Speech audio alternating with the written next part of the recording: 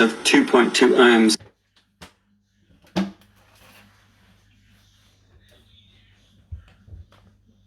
It's connected to this 180 watt maximum output amplifier off EV.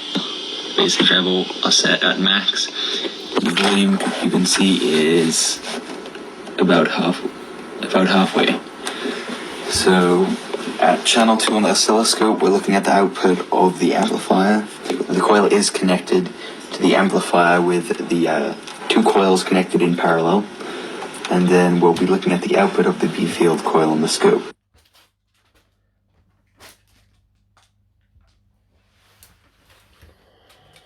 The generator is based on a 555 timer, so it generates a nice and clean square wave. Then the amplifier and the square wave generator are connected up to this bar here, which goes to our 12 volt battery here. Output of channel 1 here we're looking at is from the square wave generator, and that's set at 5 volts per vertical division. And then channel 2 is the output of the amplifier, and that is set at 1 volt per vertical division. And then our timing is 5 microseconds per division. So we're looking at a frequency of around 80 kilohertz.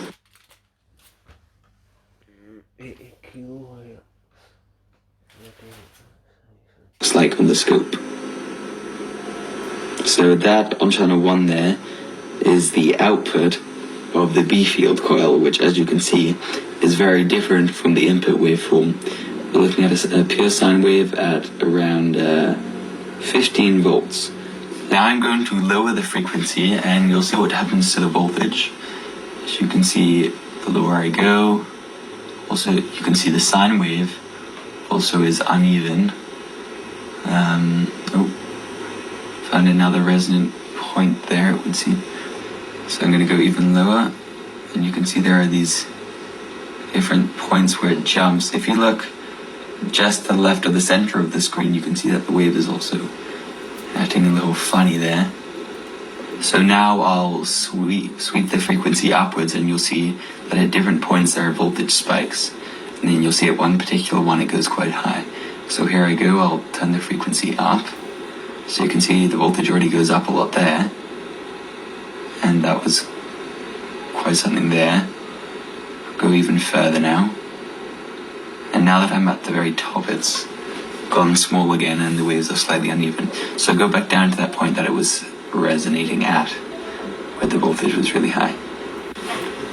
So now on channel 1 we've turned the vertical divisions up to 20 volts per division. So I've just got it into this resonant frequency here, so you can see that the output you're looking at is around 60 volts. So I'll just turn the frequency down and you'll see that it's really fine point. So it drops a good bit there, and I go up. You can see how easy it is to jump past it.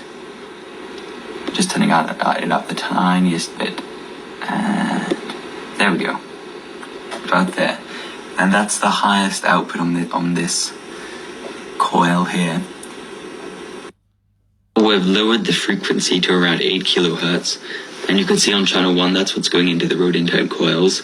So there's just a very short spike.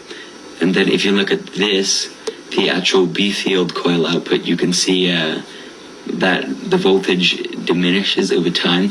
So you can see that it's still resonating a bit at that frequency.